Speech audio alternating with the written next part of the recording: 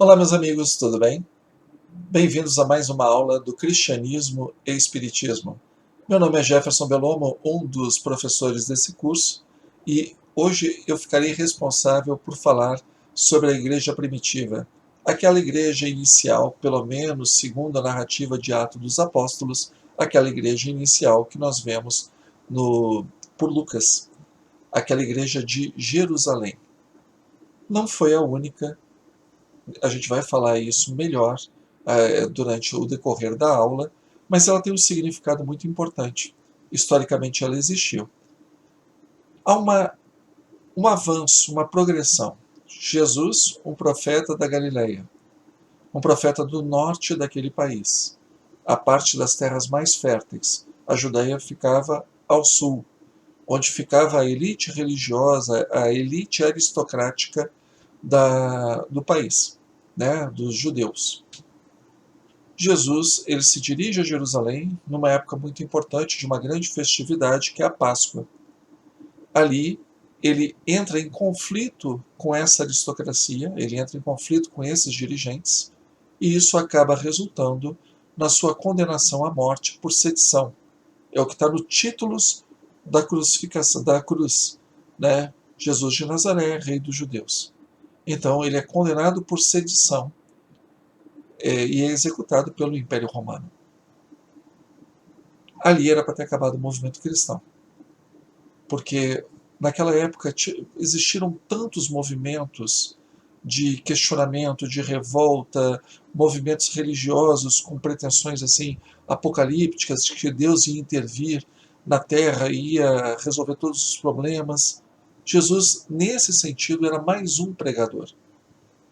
Mas o diferencial de Jesus, além das coisas que ele fez, mas o movimento não ter se encerrado está no diferencial da aparição de Jesus depois da sua morte, na chamada ressurreição. E é essa ressurreição que dá fôlego para essas pessoas manterem aquela chama do reino de Deus, mas com uma outra visão, com uma outra leitura. E aí começa o cristianismo propriamente dito. Jesus não era cristão, Jesus era judeu. Os seus discípulos, os seus familiares, não eram cristãos, eles eram judeus. O cristianismo ele vai se formando com o passar dos ponteiros do relógio, né, dos dias no calendário, ele vai se formando com essa expectativa da chegada do reinado, com o segundo advento, a segunda vinda de Jesus, a chamada parousia. Então, fiquem conosco, acompanhem a aula de hoje, que vocês acredito que vão achar bastante interessante. Por gentileza, não deixem de dar o seu like, não deixem de curtir e fazer os seus comentários, que é a maneira que nós temos que essa mensagem chegue a maior número de pessoas. O canal não é pago, ele não tem patrocínio, então realmente a nossa única preocupação é chegar no maior número de pessoas com um estudo a respeito do cristianismo primitivo, principalmente para espíritas, uma vez que se no espiritismo nós nos dizemos o cristianismo primitivo, o cristianismo redivivo, ou seja, o cristianismo primitivo lá dos primórdios, redivivo, nós temos que entender de que cristianismo nós estamos falando. Então, comecemos a nossa aula.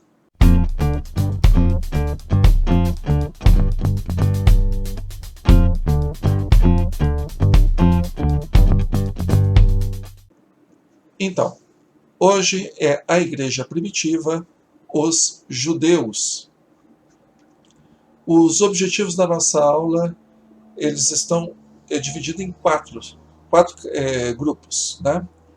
4 itens, melhor dizendo. Conhecer as características do cristianismo hierossolimita, entender o cristianismo nascente como mais uma seita judaica, compreender o impacto da morte de Estevão e a importância da primeira diáspora cristã, e por último o papel das colunas da igreja, Pedro, João e Tiago. Nós vamos começar com a leitura desse finalzinho do Evangelho de Lucas, que é conhecido como os discípulos de Emaús ou Caminho para Emaús. Nós estamos utilizando a Bíblia de Jerusalém e vamos ver aí o que tem então nesse texto. Eram dois homens, aparentemente dois homens, porque fala-se da mulher de Cleófas nos evangelhos, então pode ter sido um casal, mas a tradição diz que eram dois discípulos, então dois homens.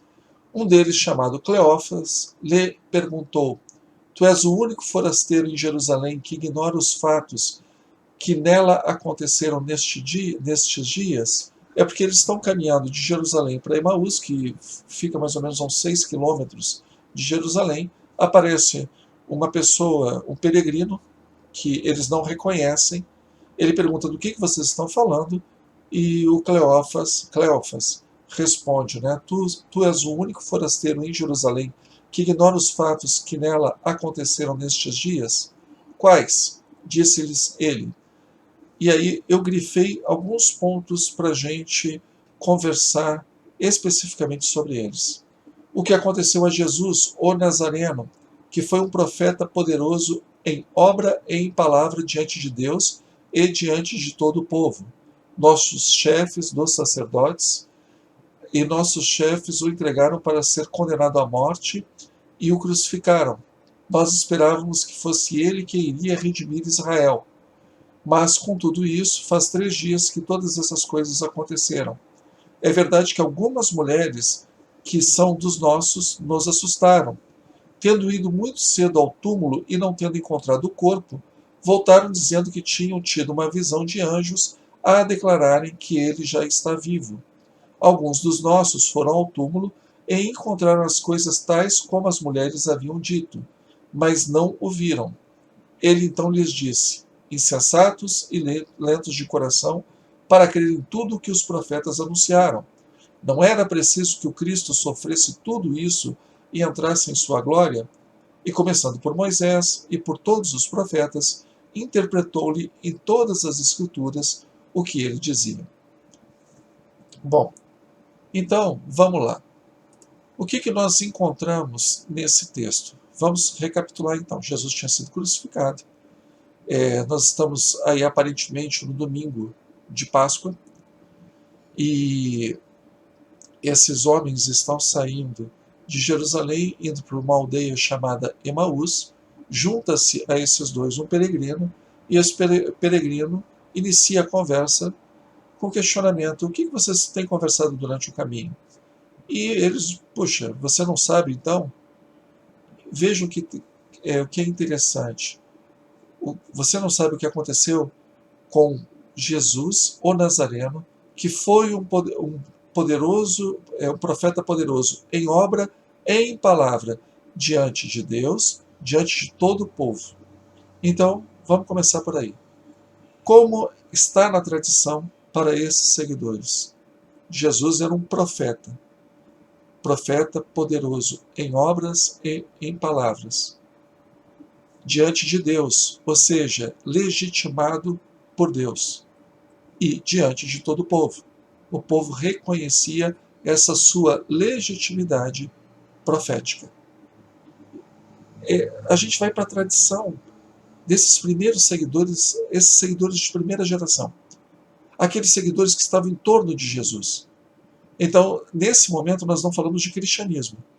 Nós ainda estamos falando do chamado movimento de Jesus ou movimento jesuano, porque Jesus anunciava o reino de Deus.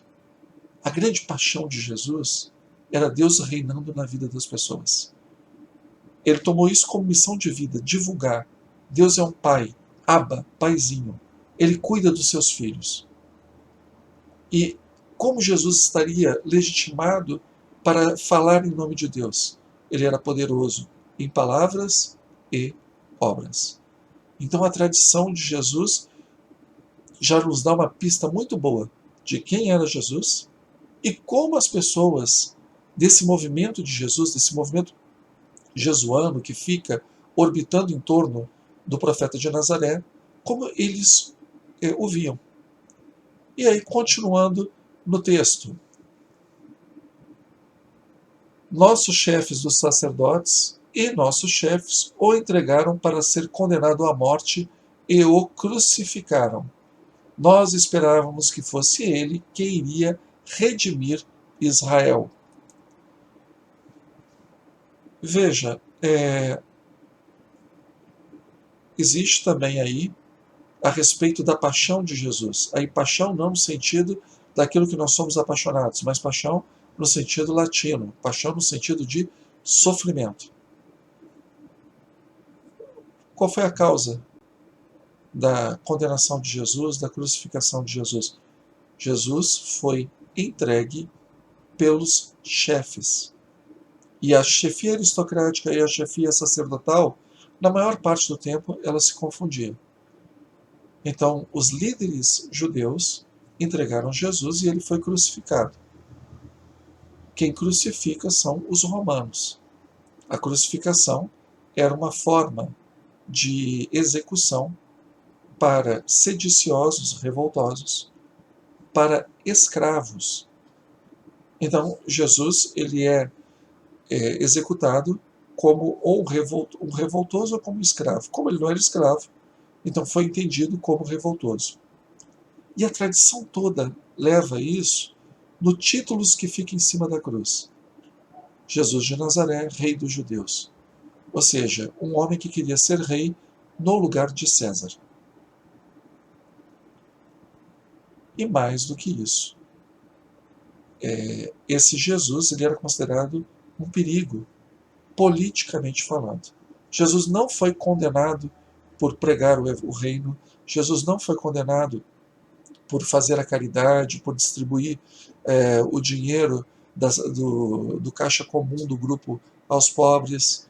Jesus não foi condenado por falar das bem-aventuranças. Jesus foi condenado e executado, porque Jesus foi entendido como uma pessoa perigosa que poderia trazer problemas políticos para aquele status quo daquela liderança judaica.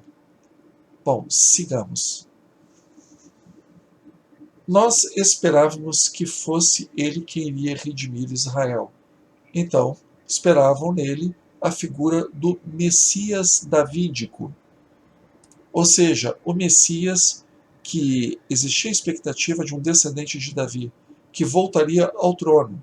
Se Jesus volta ao trono, alguém tem que desocupar o trono. Alguém tem que desocupar a liderança.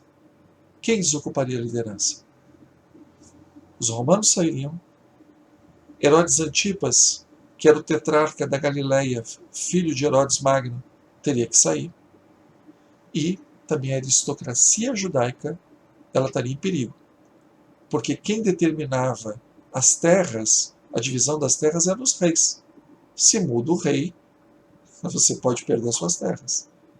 Foi o que Herodes Magno fez quando ele assumiu a coroa. Então, as pessoas tinham expectativa dele como o que ia redimir Israel, ou seja, aquele que ia trazer Israel de novo para um povo de um Deus e de um território sagrado, um território separado. Só que eles se frustraram, porque Jesus acabou sendo executado e acabou sendo crucificado. Seguindo, mas com tudo isso, faz 3 dias que todas essas coisas aconteceram. É verdade que algumas mulheres, que são dos nossos, nos assustaram. Tendo ido muito cedo ao túmulo e não tendo encontrado o corpo, voltaram dizendo que tinham tido uma visão de anjos e declararam que ele estava vivo. Vou seguir um pouquinho mais. Alguns dos nossos foram ao túmulo e encontraram as coisas tais como as mulheres haviam dito, mas não ouviram. E aí vem a tradição, quem são as pessoas que testemunham a ressurreição de Jesus. Não propriamente a ressurreição. Porque vejam, nessa narrativa, as mulheres não veem Jesus. Nessa narrativa, elas são avisadas por anjos. E os anjos é que dizem que Jesus estava vivo. Ao contrário, por exemplo, do Evangelho de João, que Maria de Madalena encontra pessoalmente Jesus ali no jardim do Getsemane, onde estava o corpo de Jesus. Aqui não. Os anjos falam para as mulheres falam para os discípulos de Jesus, os discípulos vão aonde estaria o corpo e não acham, mas não encontram Jesus. Jesus vivo, o corpo de Jesus, não encontram Jesus. Até esse momento desses dois discípulos indo para Emaús, eles desconhecem qualquer aparecimento de Jesus. E é interessante porque na tradição paulina, Paulo diz que Jesus apareceu para homens, não fala da aparição de Jesus para mulheres. Talvez exatamente porque as mulheres, se a gente casar, harmonizar as duas narrativas, faz até sentido. Porque quem disse para as mulheres que Jesus apareceu foram os anjos. E Jesus efetivamente veio aparecer para os seus seguidores. Ele fala de Pedro, fala de Tiago, Paulo, tudo isso falando aos 500 da Galileia e mais ao próprio Paulo. E o forasteiro dá uma bronca nos outros dois que se dirigiam a Emaús. Insensatos e lentos de coração para crer tudo que os profetas anunciaram. Não era preciso que o Cristo sofresse tudo isso e entrasse em sua glória? E começando por Moisés e por todos os profetas, interpretou-lhe todas as Escrituras o que a ele dizia respeito. Depois, eles vão convidar para que esse peregrino fique na companhia dos dois. Na hora da refeição, esse peregrino vai abençoar, dividir o pão, e aí eles vão reconhecer que o peregrino era Jesus ressuscitado. Mas vamos atentar para o fato do que diz no texto. Vocês são tardos para entender, vocês têm problema de interpretação, de entendimento, vocês não conhecem as Escrituras. É isso que Jesus ressuscitado fala para os dois discípulos que se dirigem a Emaús. Aí ele começa a explicar. Ele vai de Moisés, passando pelos profetas, mostrando que tudo aquilo tinha sido falado a respeito do sofrimento do Messias. E eles ficam encantados com aquilo.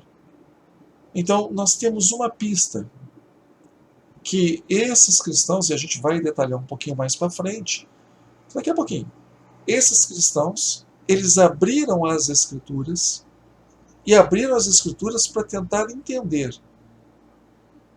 por que o Messias morreu crucificado. Porque uma vez que Deus ressuscitou o Messias, Deus mostrou que ele, Deus, tem poder, e não as autoridades que entregaram e que crucificaram Jesus. Deus vindicou Jesus. Deus tomou para si o discurso, o ato de vindicar, ou seja, de dar a revanche a Jesus. Então, eles tiveram que olhar, poxa, mas então se Deus vindicou o Jesus, então Jesus era o Messias. Mas como assim Jesus era o Messias? Se ele era o Messias, por que Israel não está redimida? Por que os romanos não foram embora? Por que Herodes continua no trono?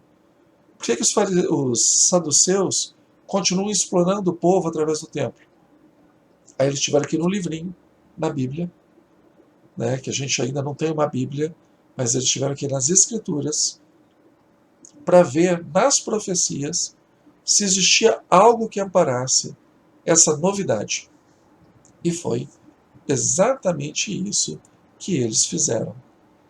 É interessante porque sempre eles recorrem a essa... quando eles passam por um momento muito dramático e não entendem, eles sempre recorrem às Escrituras para, no meio de tudo aquilo que se encontra ali escrito, eles tentarem uma explicação para as suas agonias. E eles particularmente gostam, nós percebemos que nos evangelhos eles gostam particularmente de um profeta, Isaías. E Isaías vai dar uma resposta ótima para eles, o chamado Canto do Servo Sofredor. Isaías capítulo 53, é todo o capítulo 53, mas eu separei aqui só uma partezinha, que é os versículos de 3 a 5. Era desprezado e abandonado pelos homens, um homem sujeito à dor, familiarizado com a enfermidade, como uma pessoa de quem todos escondem o rosto. Desprezado, não fazíamos caso nenhum dele, e, no entanto, eram as nossas enfermidades que ele levava sobre si, as nossas dores que ele carregava, mas nós o tínhamos como vítima do castigo, ferido por Deus e humilhado, mas ele foi trespassado por causa das nossas transgressões, esmagado em virtude das nossas iniquidades. O castigo que havia de trazer-nos a paz caiu sobre ele. Sim, por suas feridas fomos curados. E vamos para o próximo slide, para depois a gente comentar sobre o servo sofredor, que aí nós vamos ter o Salmo 2, Salmo 2, que é o drama messiânico, versículos de 1 a 7. Porque as nações se amotinam e os povos meditam em vão. Os reis da terra se insurgem e unidos, os príncipes conspiram contra Yahvé e contra o seu Messias. Rebentemos seus grilhões e sacudamos de nós suas algemas. O que habita nos céus ri, o Senhor se diverte à custa deles.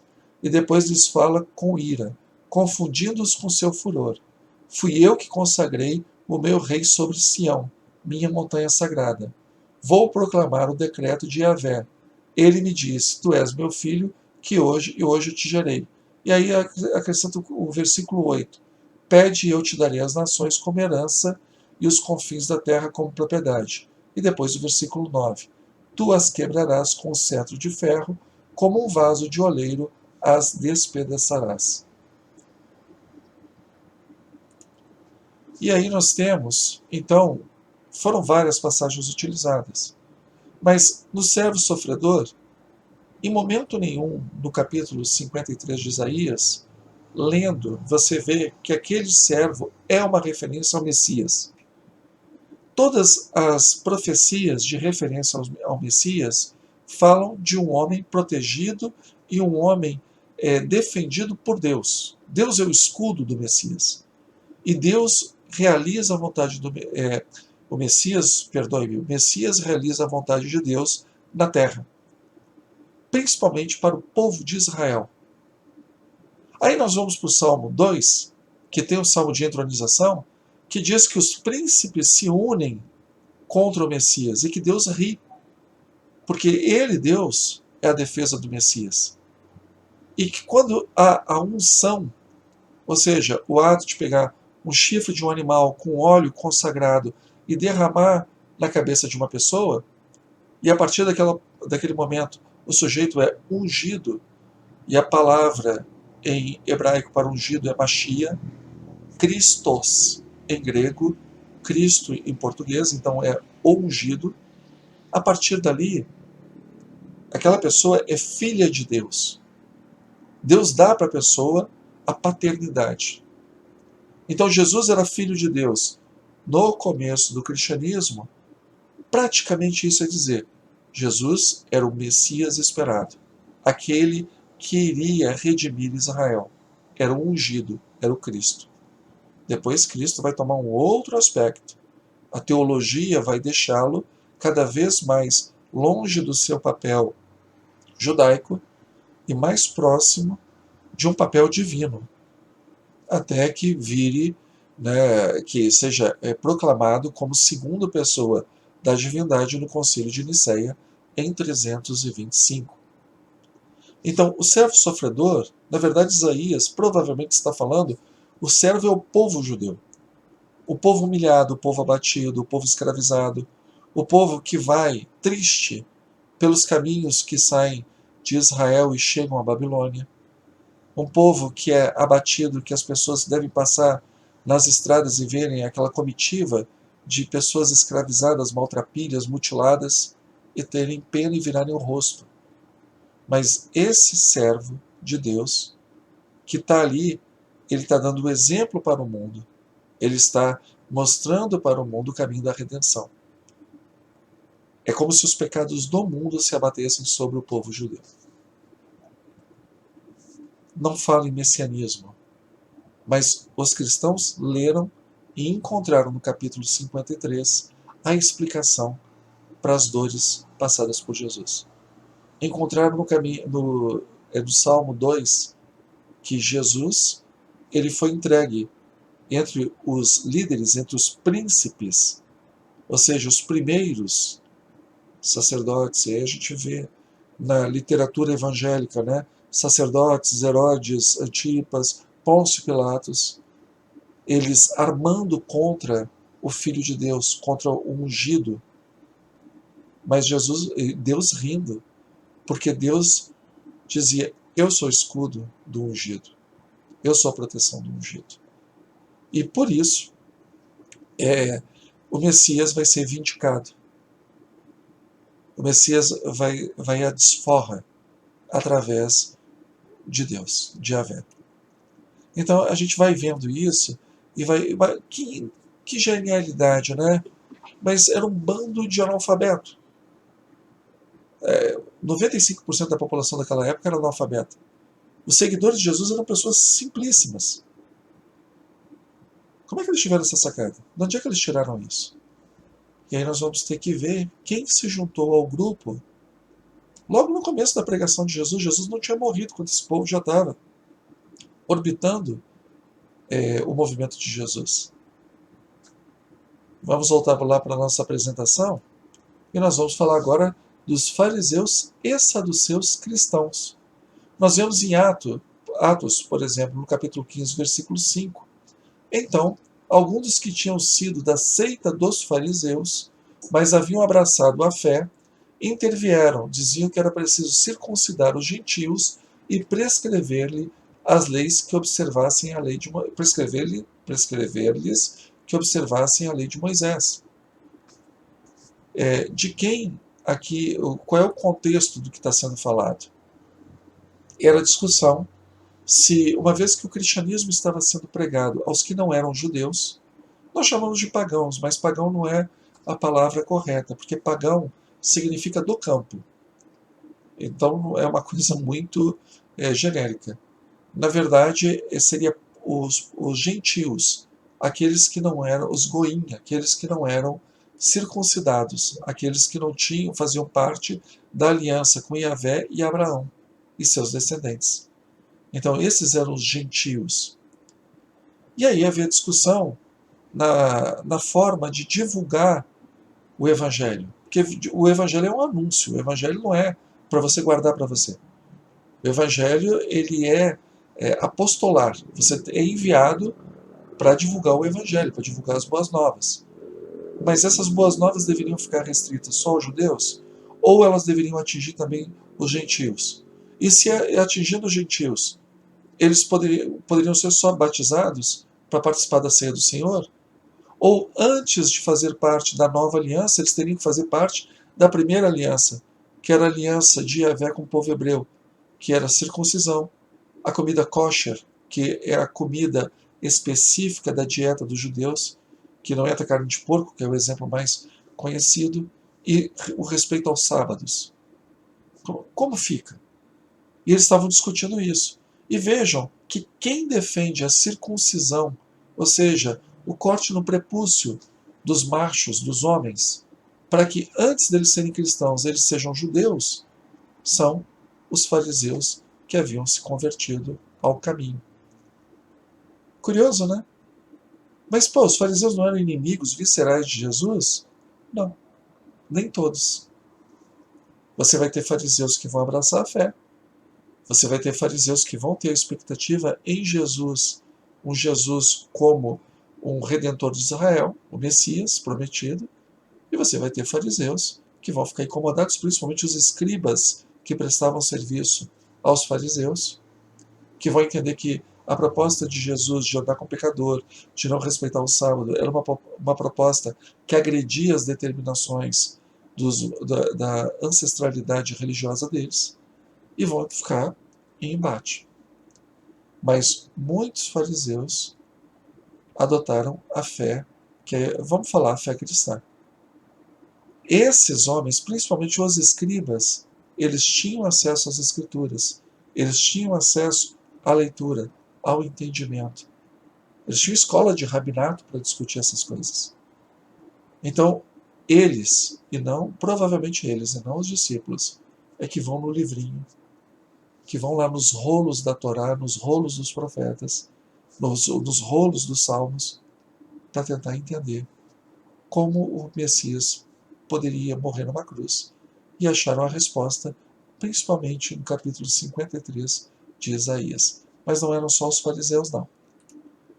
Vamos lá, João capítulo 19, versículos 38 a 39.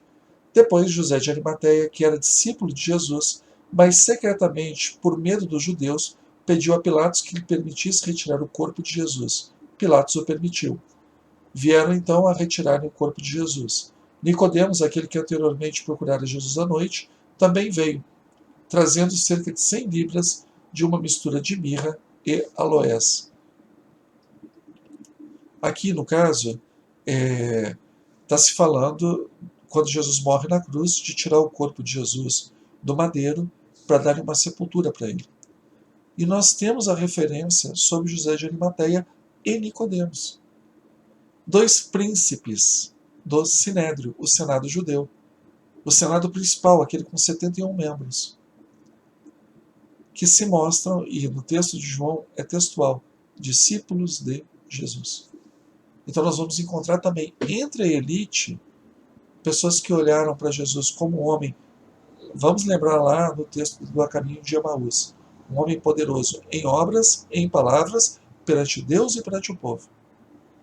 Encontraram neste homem um profeta, como eram os profetas do Antigo Testamento, particularmente Elias e Eliseu, que eram dois profetas da Galileia, dois homens extremamente poderosos em palavras e em obras, e foram seguidores de Jesus. Essas pessoas, essa elite que se junta ao movimento de Jesus, provavelmente foi a elite alfabetizada, com condições de olhar para as Escrituras e fazer uma leitura que resgatasse o papel messiânico de Jesus, apesar do incômodo dele ter sido executado como um escravo ou como um revoltoso.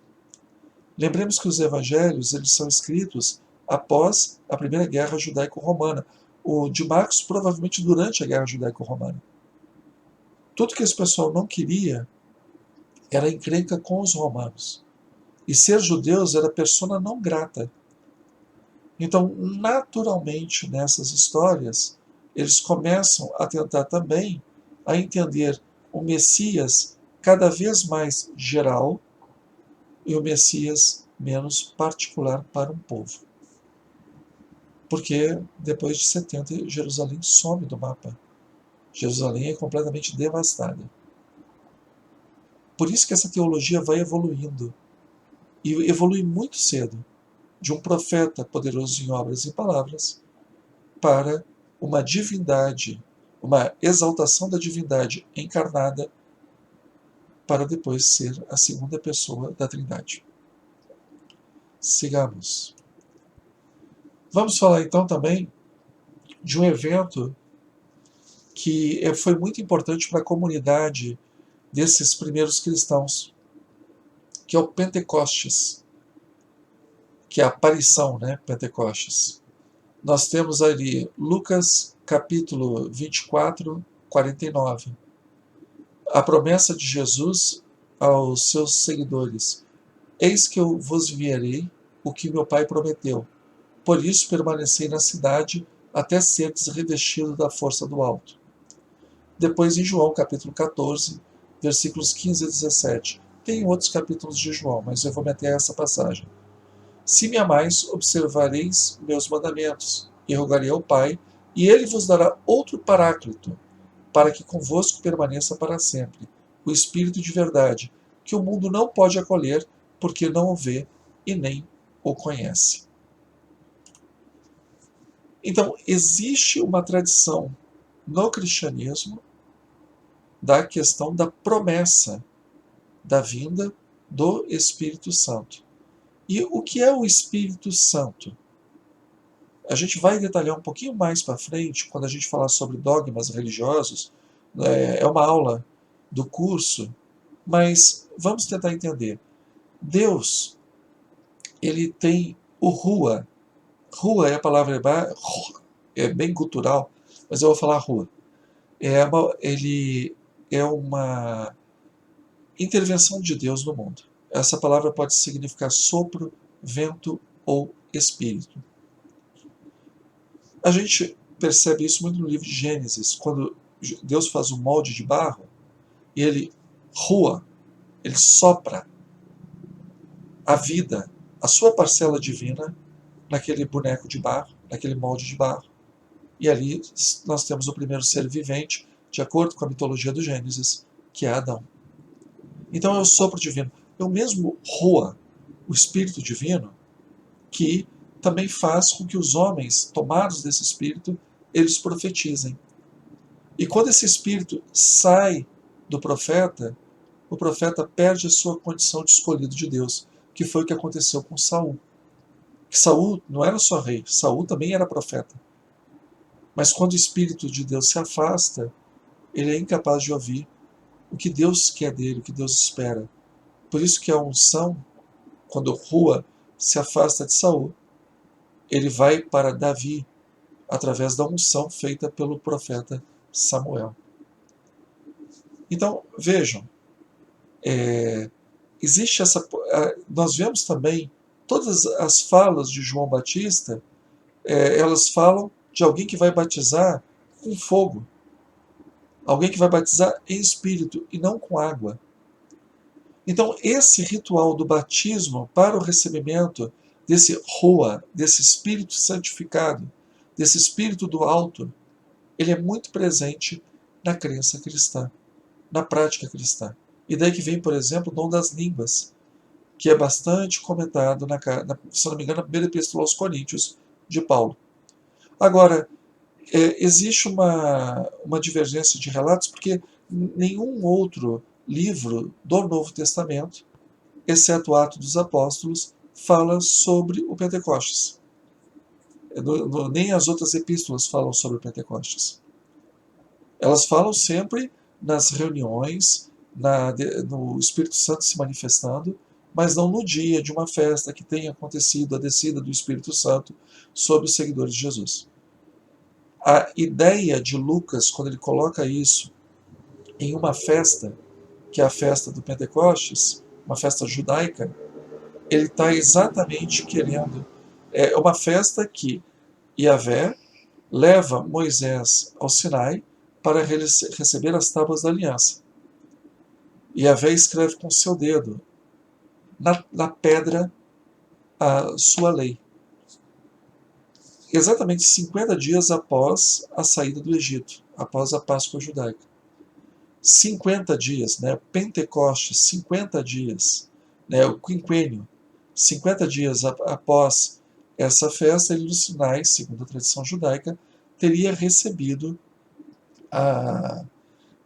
essas tábuas da lei e ali firmado aliança com o povo judeu. É uma nova aliança. Por isso que a manifestação do Espírito Santo no livro de Lucas, ela acontece no Pentecostes. Porque em João, no Evangelho de João, Jesus, que já é exaltado à posição de divindade praticamente, Jesus sopra, como Deus soprou no molde de barro, Deus soprou o Espírito Divino e dali surge Adão, Jesus sopra o Espírito Divino nos seus discípulos. E a partir dali, eles têm o Rua, o Espírito Sagrado, para pregar o Evangelho em todos os continentes. Eu acho que eu tinha falado lá atrás que Pentecostes é aparição. Desculpa, Pentecostes não é aparição. Pentecostes é parousia, que é aparição. Pentecostes é quinquênio, é um período de 50 dias. Aliás, quinquênio, olha só, é um período de 50 dias. Tá? Quinquênio seria de 5 anos. Então, deleta aí o que eu falei e entendo que é um período de 50. Tudo bem? Vamos seguir adiante, então. Falar então dos judeus cristãos.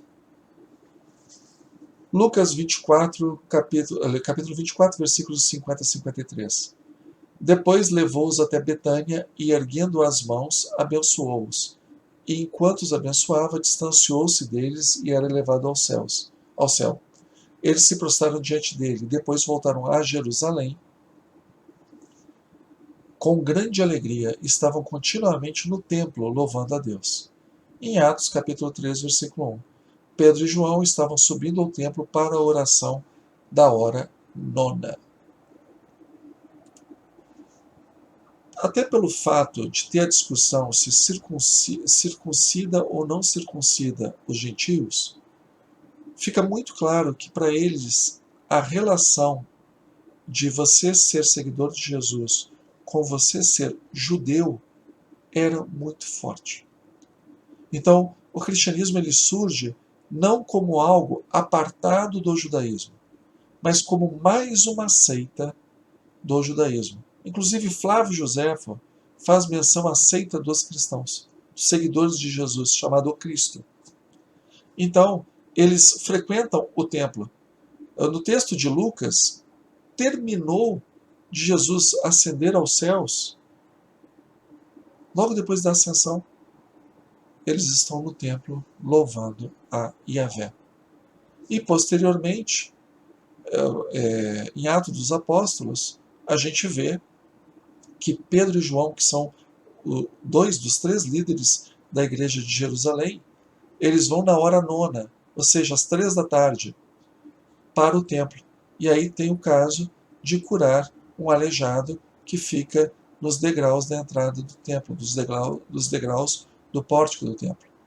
Então, são pessoas que fazem os seus sacrifícios, que vão fazer as suas orações, que estão ali em contato com o divino, esperando o retorno de Jesus. Aí sim, a parousia, a segundo advento. Então, eles continuam sendo judeus, eles não mudaram. Continuaram circuncidando seus filhos.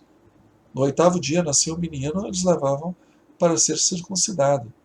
Eles acreditavam que Moisés era profeta e que Jesus também era profeta. Então não havia grande mudança. Depois isso vai se modificando. Já começa com Paulo. Paulo é o rompimento, que a gente vai ver na próxima aula, que Paulo sim já prega que Jesus, quando traz um contrato novo, que é a aliança, um contrato, o testamentum, o contrato anterior ficou revogado. E olha que Paulo era fariseu, ele era doutor da lei.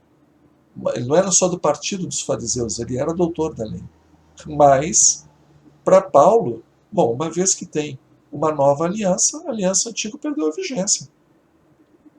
Mas esses cristãos da terra de Israel, eles não têm esse problema, não. Sou judeu com muita honra, continuo frequentando o templo, continuo comendo comida kosher, que também isso é até motivo de desgaste. Se deveria ou não deveria comer as comidas que eram proibidas para um judeu. Aí Pedro, quando está em Antioquia, ele come. Quando chegam os homens de Tiago, ele para de comer junto com aquele tipo de comida e para de comer na presença dos gentios. Segundo Paulo, ele é admoestado por Paulo por conta desse comportamento dúplice.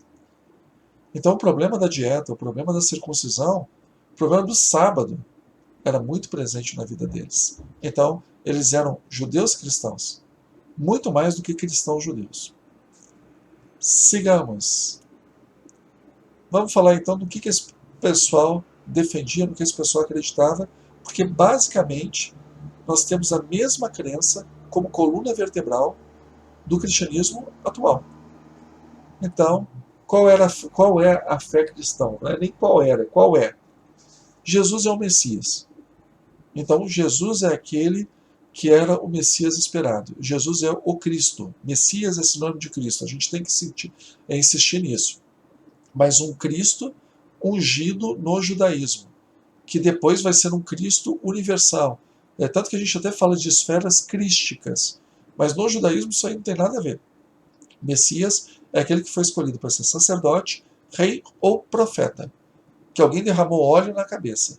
Então, Jesus, para eles, não tem a mínima dúvida. Jesus é o Messias. Jesus, utilizando aquela leitura do Salmo 23, de Isaías 53, Jesus morreu pelos nossos pecados. Então, a morte de Jesus foi um sacrifício substituto. Aí, a palavra substituto ela é utilizada vicário no lugar dela. Então, sacrifício vicário, um sacrifício em substituição.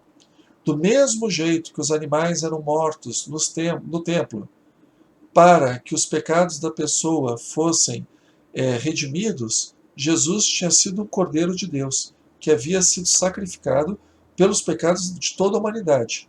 Para ter os seus pecados limpos, teria que ser aceitar Jesus como Salvador. Jesus ressuscitou dos mortos, e isso é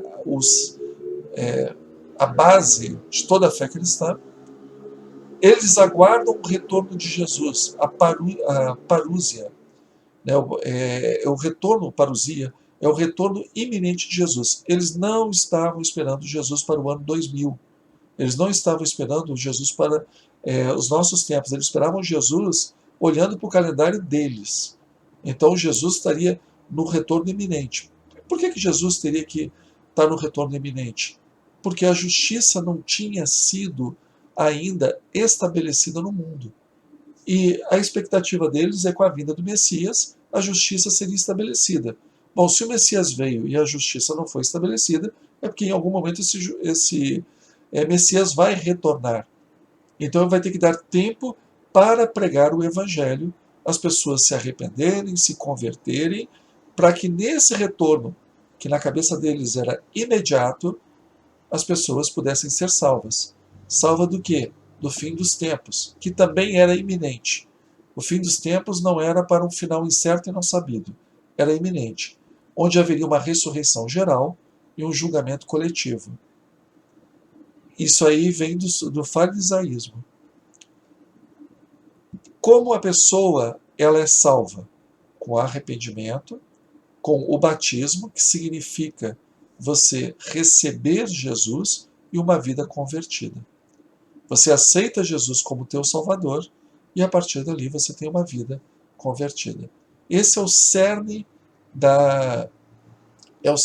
do cristianismo. É nisso que essas pessoas acreditavam e continuam acreditando. Cada geração acha que Jesus está voltando no seu ano, né? Sigamos. E qual era a prática dessas pessoas? Vamos lá para Atos.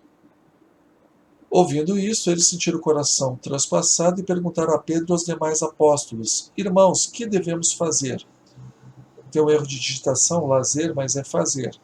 Respondeu-lhes Pedro: Arrependei-vos e cada um de vós seja batizado em nome de Jesus Cristo, para a remissão dos vossos pecados. Então recebereis o dom do Espírito Santo.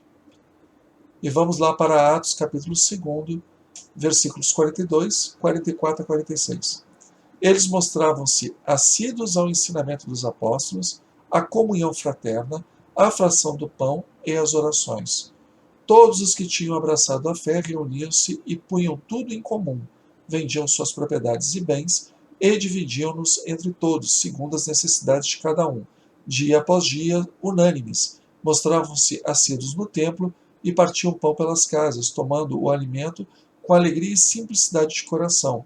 Louvavam a Deus e gozavam da simpatia de todo o povo. E o Senhor acrescentava cada dia ao seu número os que seriam salvos. Então, voltando, vejam, a primeira parte é sobre o discurso de Pedro no dia do Pentecostes, após a descida das línguas de fogo. Ele fala sobre Jesus, que Jesus tinha sido crucificado, que Jesus era o Messias prometido, que ele havia voltado do Sheol, e aquele que aceitasse Jesus seria salvo. E aí as pessoas perguntam, pô, mas como é que eu faço isso?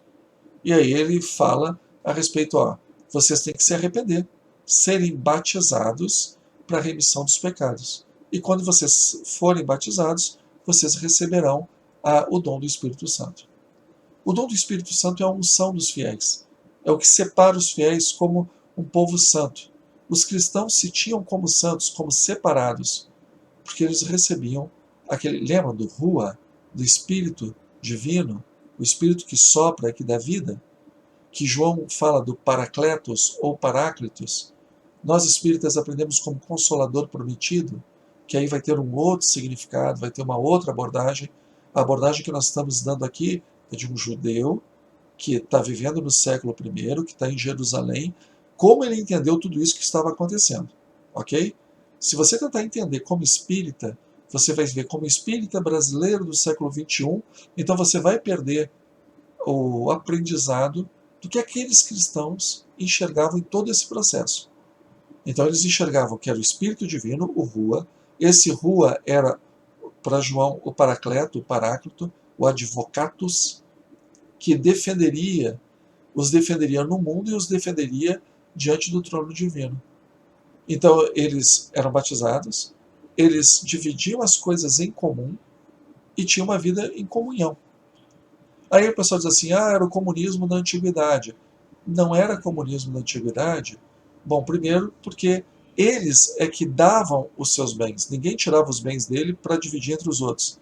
Eles é que entregavam os seus bens. E por que eles faziam isso? Porque eles acreditavam que daqui a pouco tudo ia acabar. Daqui a pouco ia vir uma nova Jerusalém, daqui a pouco Jesus estava voltando, os mortos ressuscitariam, as pessoas seriam julgadas. Então, se é para investir, vamos investir na alma. Porque as coisas aqui, a ordem que nós conhecemos aqui, ela está terminando, ela está acabando. Então, daí a venda dos bens e a vida em comum.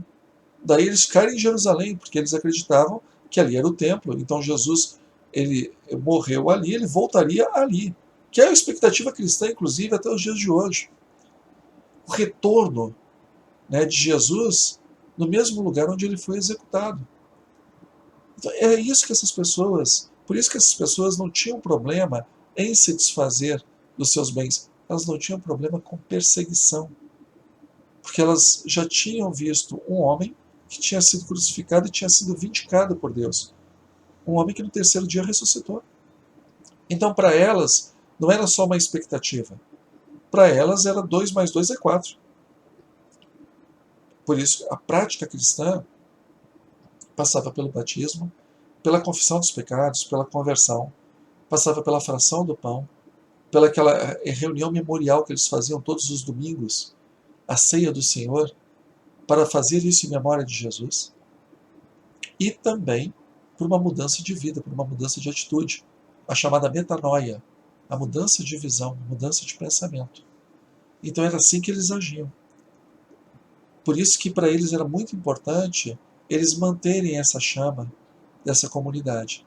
Vejam que já está mudando em relação a Jesus em vida, porque a expectativa deles agora é do segundo advento da vida do Cristo, a parousia, ou parúzia. Né? Vamos para frente então.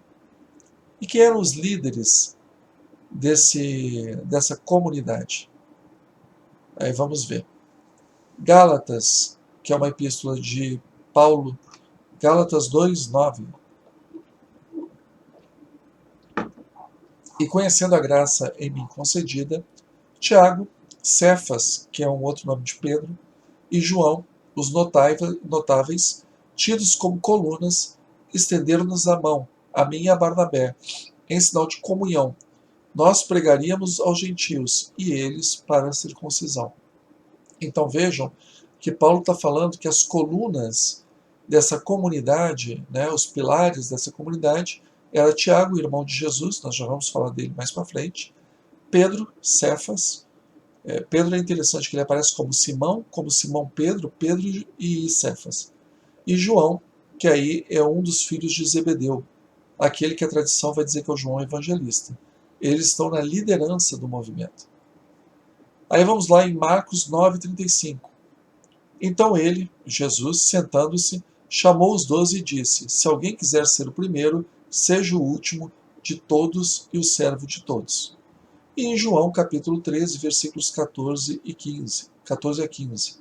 Depois que lavou os pés e retomou o seu manto, voltou à mesa e lhes disse: Compreendeis o que eu vos fiz? Vós me chamais de mestre e senhor, e dizeis bem, pois eu sou. Se, portanto, eu, o mestre e senhor, vos lavei os pés, também deveis lavar-vos os pés uns aos outros. Dei-vos o exemplo para que, como eu vos fiz, também vós façais.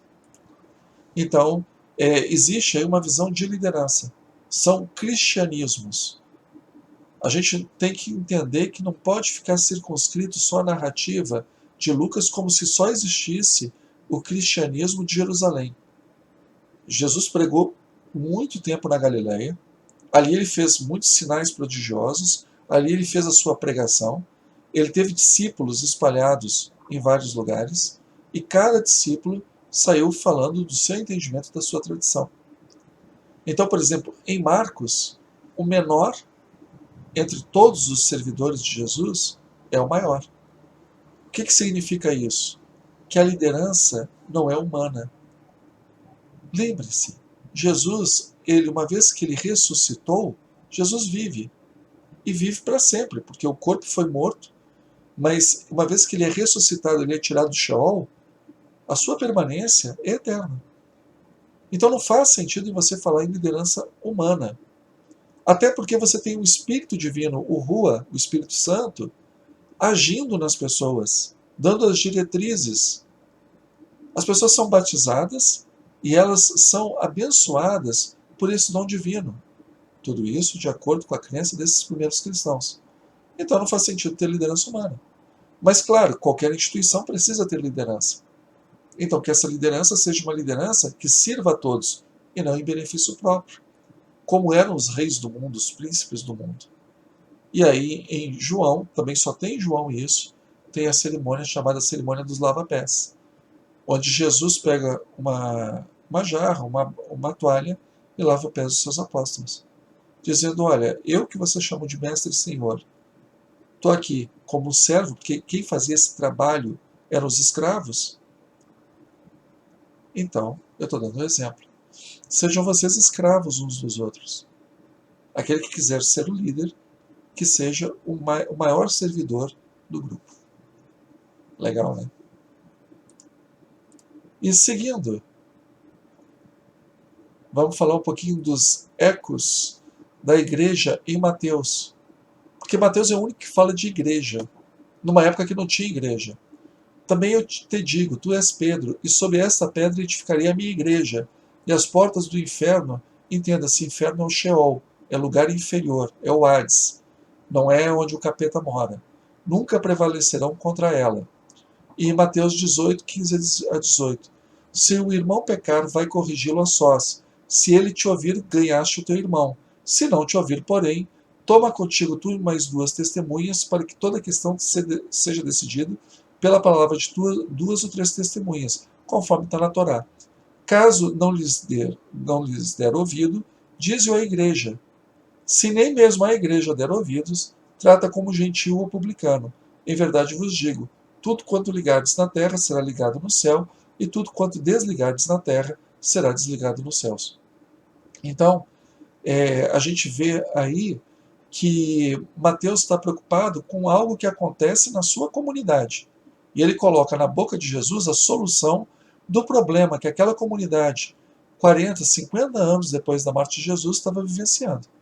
Por isso que ele diz ali, ó, se você tiver um problema, né, o cara fizer um mal, pecar contra ti, agir mal contra você, você fala com ele. Se ele te ouvir, você ganhou. Né, ganhou o teu irmão. Se ele não te ouvir, então você chama a atenção dele na frente de duas testemunhas. Se não te ouvir, continuar não te ouvindo, chama para a igreja. E se ele continuar sem ouvir, bom, aí você pode tratá-lo como se ele não pertencesse à comunidade, como se ele fosse um gentil ou publicano. Ou seja, você não tem mais dever da fraternidade cristã com essa pessoa. Não é Jesus falando, gente. É Mateus colocando em Jesus a solução de um problema que a comunidade mateana estava vivendo 40, 50 anos após a morte de Jesus. E aí nós vemos a questão da diáspora cristã, que é a questão da perseguição aos cristãos. E por que eles perseguiam os cristãos? Né? Em Atos nós temos uma pista, no julgamento de Estevão. Pois ouvimos-lo dizer repetidamente, ouvimos-lo Estevão, repetidamente, que esse Jesus, o Nazareu, destruirá este lugar, o templo, e modificará os costumes de Moisés, os costumes que Moisés nos transmitiu. Então eles acreditavam que ele falava contra o judaísmo, contra a tradição mosaica. E por isso que Estevão foi julgado e condenado.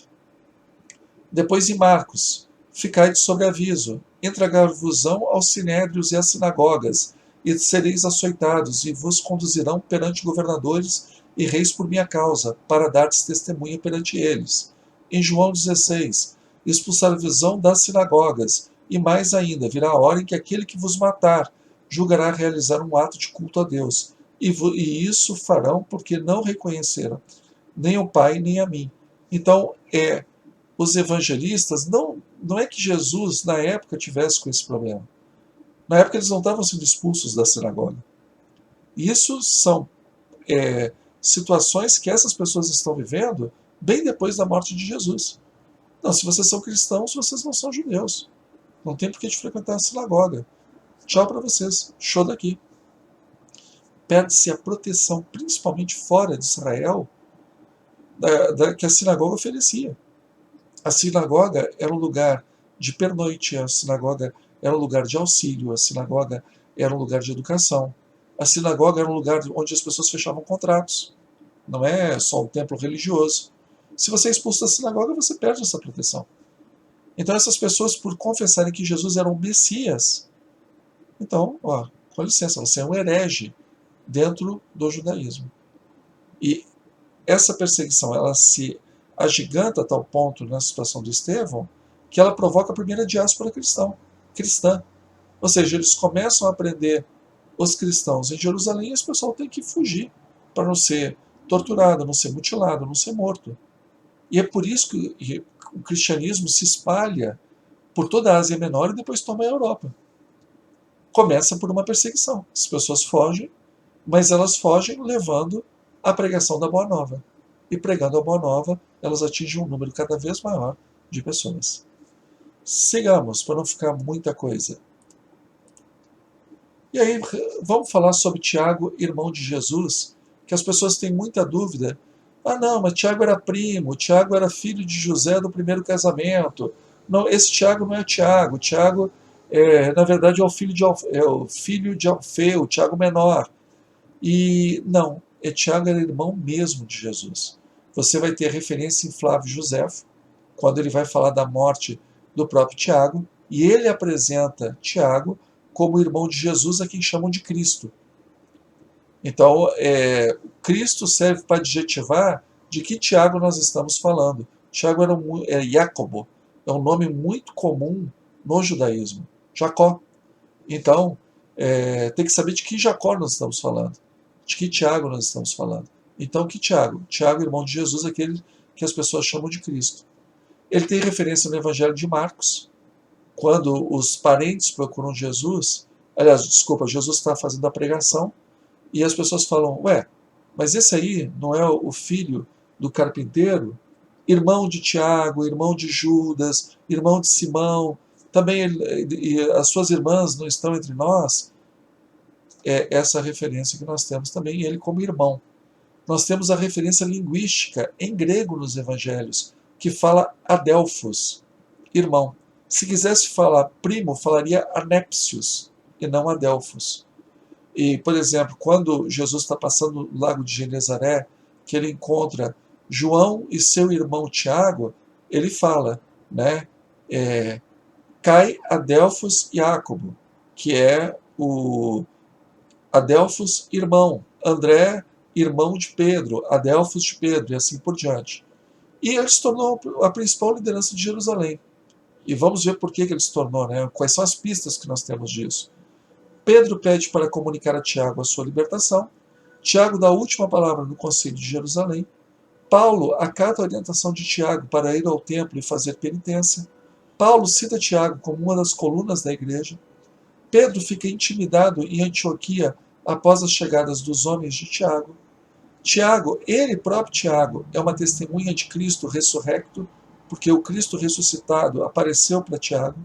Judas, que é a epístola de Judas, ele se apresenta como servo de Jesus e irmão de Tiago, apesar que o próprio Judas era irmão de Jesus. E, por último, tem uma epístola pastoral em nome de Tiago. E aí eu deixo por último alguma bibliografia para vocês. A bibliografia sempre é maior do que a gente coloca, tá? Mas esses livros aqui são os principais. Esse do Combi, muito bom para quem quer ver toda essa evolução. Eu gosto muito também desse do John Draine, que é A Vida na Igreja Primitiva. Para quem quer se aprofundar com um pouquinho mais de conteúdo, tem o Corban e o Tyson.